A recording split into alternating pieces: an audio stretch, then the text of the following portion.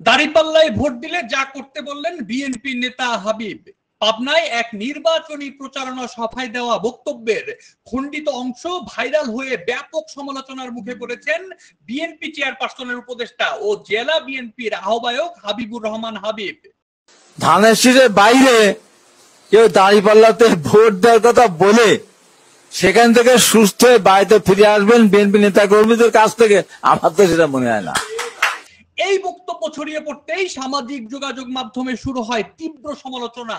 অনেকে একে সরাসরি সন্ত্রাসী হুমকি এবং ভোটাধিকারকে অস্বীকারের ঘোষণা হিসেবে দেখছেন।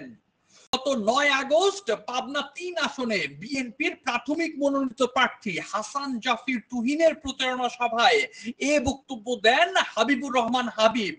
অনুষ্ঠানটি অনুষ্ঠিত হয় জেলার ফরিদপুর উপজেলার ধানুঘাটা এলাকায়।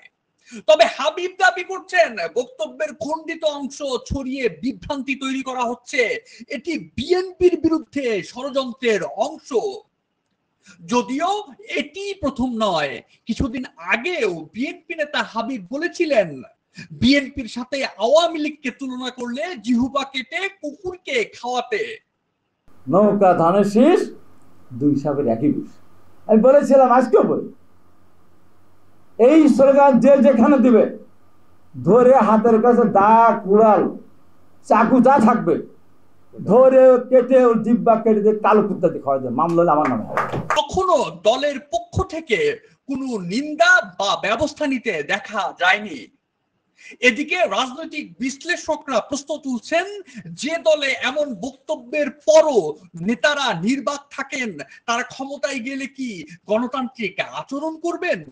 মুখে ভোটাধিকার, ভেতরে ভোট কেন্দ্রে যাওয়া নিয়েই ভয় ও হুমকি দেয়া, এটাই কি একজন রাজনৈতিক নেতার প্রকৃত চেহারা? রাজনীতিতে আবার ফিরে আসছে ভয় দেখানোর সংস্কৃতি। মানুষ কি আর আগের মতো ভয় পাবে নাকি রুখে দাঁড়াবে? আপনার মতামত কি?